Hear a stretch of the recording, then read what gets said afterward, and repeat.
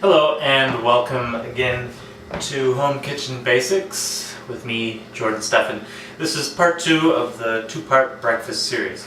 I'm just going to go ahead and get right into the cooking this time. And try to do this all in one take so you can see in real time how long it takes. And it's really quite simple.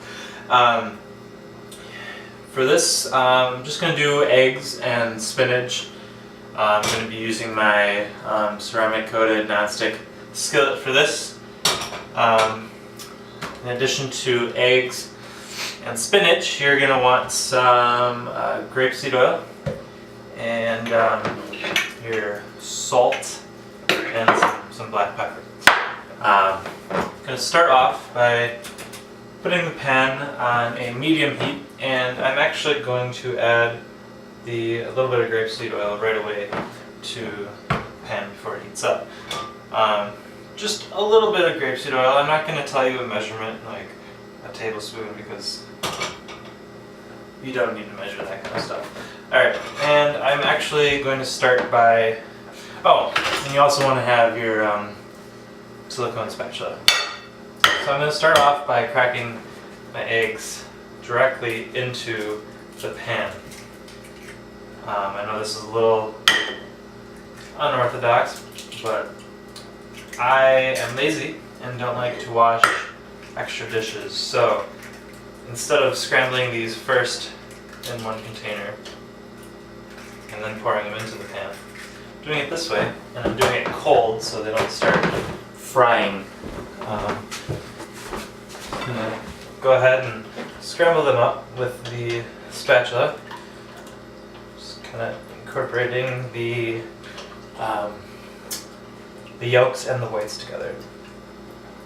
And at this time, I'm also going to add my salt. Just a pinch of salt. When I say a pinch, it's a 3-finger pinch.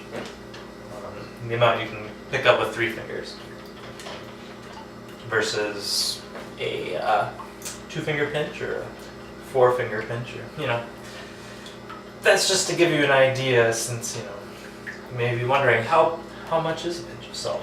So I'm adding my salt as I'm scrambling, and now this is just going to come up to temperature.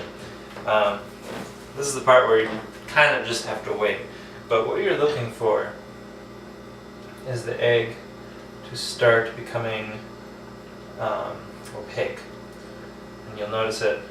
I'm just going to run the spatula through it. It'll go from just pushing around the liquid scrambled eggs to congealing a little bit. And this may take a little longer depending on your stovetop. I have electric. I did have to make a cut there. Memory card ran out of room.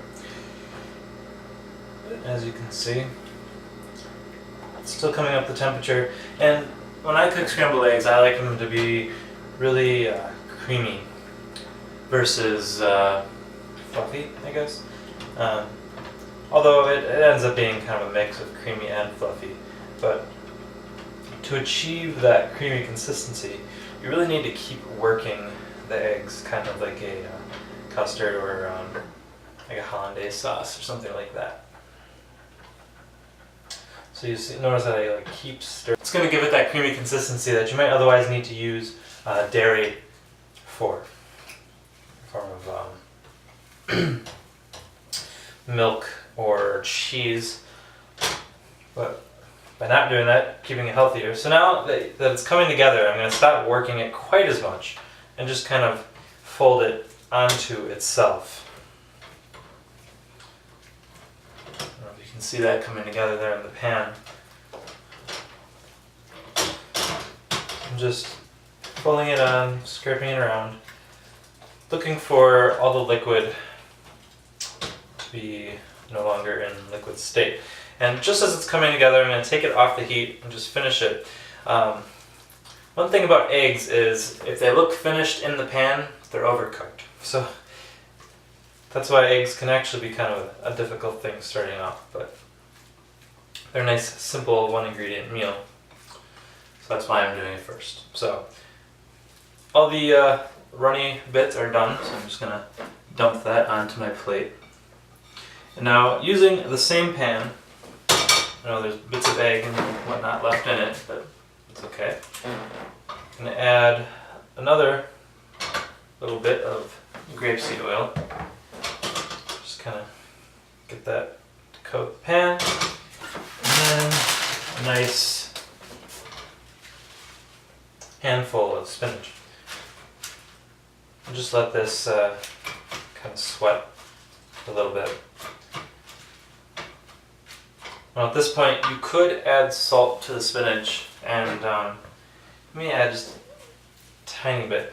But I find that the spinach, since it condenses so much and the water kind of sweats out of it, will become extremely salty if you use as much salt as, for example, I did with the eggs. So, not really going to add salt. So I'm just kind of mixing it around just a little bit, just to kind of wilt the leaves. I'm going to take my pepper, add some to the pan. And at this point I'm also going to just add a little pepper to the top of the eggs. I like to add pepper to the eggs after they've already been plated versus during the cooking process.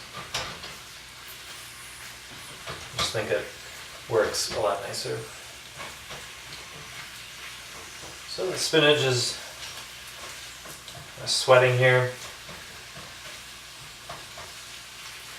Remember, this is only on medium heat, so I'm not really frying or sauteing it. Okay, now that it's nicely wilted, I'm just going to dump that on the plate as well. Take that off of the heat, and eggs and spinach are done. Now time to enjoy it. And one last little bit here. This is obviously optional, but my preference is to do nice little drizzle of sriracha. Yeah. Right, until next time, this has been Home Kitchen Basics. Enjoy your breakfast.